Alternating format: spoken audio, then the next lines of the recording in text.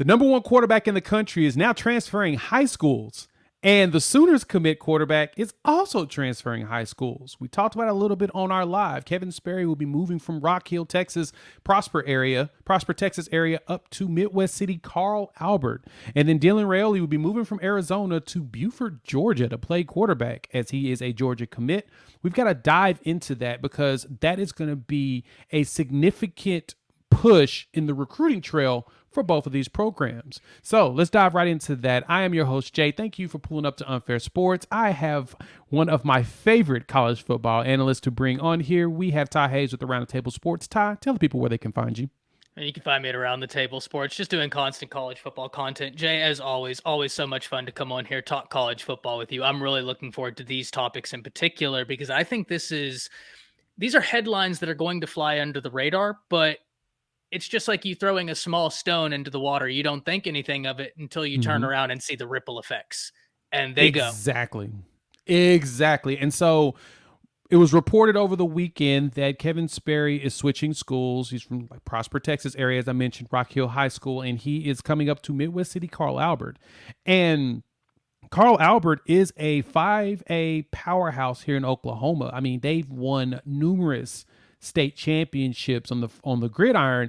And me growing up in the Tulsa area, they were considered a pseudo rival to my Booker T. Washington Hornets because it was one of the schools that you always had to go through if you wanted to win a championship. And back in that day, Carl Albert won like 5 straight state championships. In that era. And so they are a powerhouse. And last season they won state on the back of Xavier Robinson, the 3-star running back that will be flying up the charts, 6'2", 225. And he's built, honestly, just like Derrick Henry. He's a big boy and he's fast for the size. And so now they're going to have the 2025 commit quarterback come into town and play there. And so I want to pause on him, but I want to talk about Dylan Raiola first. I think that one's probably the biggest topic because if Dylan's moving from Arizona to Georgia, what does that really mean on the recruiting trail for the Georgia Bulldogs? Ty, what are you thinking with this move? Well, look, while we can talk about the ripple effects from Sperry, and I'm very excited to talk about that, I don't know that there's a better example of ripple effects than what this could be.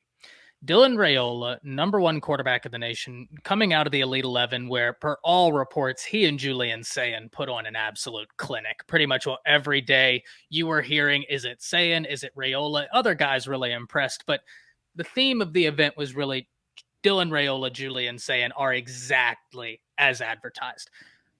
Here's the interesting thing, man. We talk about the recruiting effects. Buford has been a really solid pipeline for the Alabama Crimson Tide. They've been able to go in there and land some big-time players. If we look at who Buford has this year, I'm just going to name you 2 names. I'm just going to give you 2 just to set the stage. Nervous. Now they have Dylan Raiola, so there's your first, but 2 more. 5-star safety KJ Bolden, 5-star defensive lineman Edric Houston, both on Buford. And that I'm just going to leave it there. That is one of the most talented teams in the nation in Georgia's backyard that other teams have been able to come in and get guys out of. Now you have the number one quarterback in the nation at Buford. So first off, we have to take this into account. There's going to be a massive jump in competition that he will face. The teams here he's going to play, it's going to be loaded with college football talent. But if you're a Georgia fan, I actually prefer that. I talk about this all the time with guys out of the Trinity League, with guys out of IMG. I would like my guys to come from leagues that are battle tested. It's a jump going from high school football to college football. Any way I can to mitigate how difficult it is, I'm looking to do. And going to these higher classifications where you're going to be playing against dudes who you'll see in a year. You'll be playing against some of these dudes, right? Dylan Raiola, through the league he's going to be playing in Georgia, there are cats he will play that will be playing college football.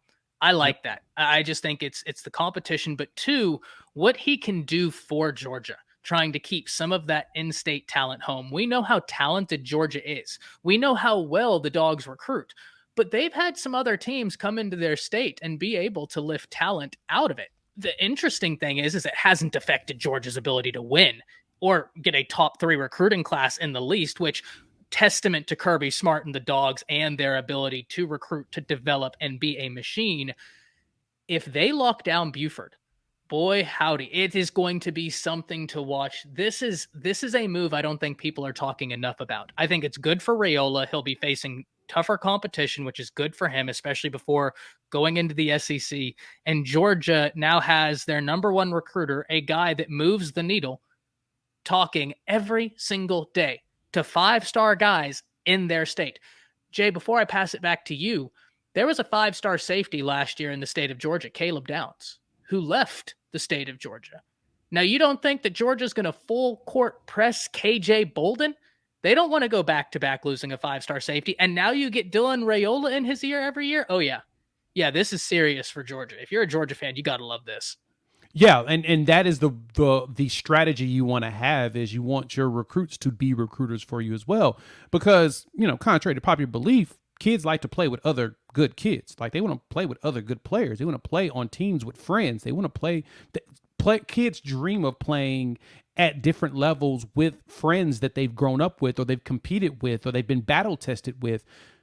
That's something that a lot of these players do want. You think that it's just, we want to be competitive and only compete against each other. No, a lot of these players wouldn't mind competing against each other, but they also would prefer to have some of the best players in the country with them. And you're right. Georgia, and granted to them, the state produces so many top tier players. I mean, they produce 3 to 4 to 5 to 6 5-star players every single year, and they're consistent with that. And Georgia has been fighting every other state to get people out of their state and taking their players. And so you see a lot of them between Florida, between Georgia, between Louisiana, between Texas, between California, and, some sprinkled here in like a Ohio and maybe a Michigan. But there are a lot of those players that are at that top tier. They're gravitated to the bottom. And so just like Georgia struggles sometimes with Georgia players coming to their school and them leaving out the state, Texas has that same problem. And so you run into, the University of Texas is fighting with Oklahoma, Texas A&M, and other players, schools like that. Texas Tech right now for a 5-star Texas Tech wide right receiver. now for a 5-star out of Texas. And so the battle is there, and the state of Texas usually produces between 7 to 10 5-stars. They're one of the bigger ones when it comes to that. And so it's going to be an interesting battle for Georgia as they battle, like you mentioned. Alabama leveraged Buford as a pipeline of players for them for years. And I think Georgia's tired of it. And they're like, you know what? We're going to go in there. We're going to fight and try to get at least the ones during Raiola's time, and make that the year at least we're not losing all of our players. And so let's move over into Kevin Sperry. So Kevin is class of 2025 quarterback. And him moving to Carl Albert, to me, is a huge deal, because there's a couple of players at Carl Albert, part of the 2025 class, that Oklahoma would love to get their hands on. And so, Ty, what's your thoughts on Oklahoma leveraging their quarterback to try to recruit not only the current starting running back there in Xavier Robinson, but some additional 2025 players on the defensive side to come to Oklahoma with Kevin Sperry?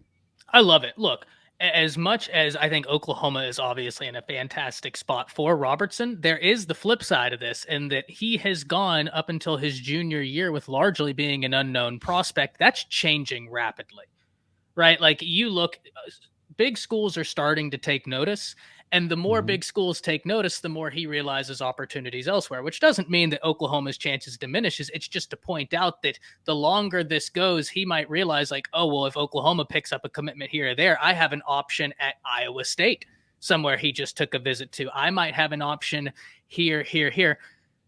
Getting in Kevin Sperry, that's just another drop in the bucket. I had this phrase the other day, and it was when we were talking about Colin Simmons, the 5-star edge, as he was visiting LSU and Alabama and all of his visits going on. And I was saying to OU fans, this is a situation where you actually may want Texas or Alabama to land the 5-star edge over LSU because of Caden Durham. And Caden Durham has a great relationship with Oklahoma, right? I think Caden Durham in Oklahoma makes a lot of sense. But at the end of the day, think of recruiting as a bucket. Drops of water go into the bucket until it is full. I'm not saying that if LSU lands Simmons, that means they're going to land Durham. But what I am saying is that gives them a little drop. someone that he has familiarity with, someone that he currently plays high school football with, that will be making that move. The same logic applies here. Oklahoma has already been trying to fill up that bucket for Robertson. Well, now Kevin Sperry is another drop. And Jay, before I pass it to you, what I will say is this. I got to watch Kevin Sperry when he was a freshman. This is before he had committed to Oklahoma. Nobody knew the name.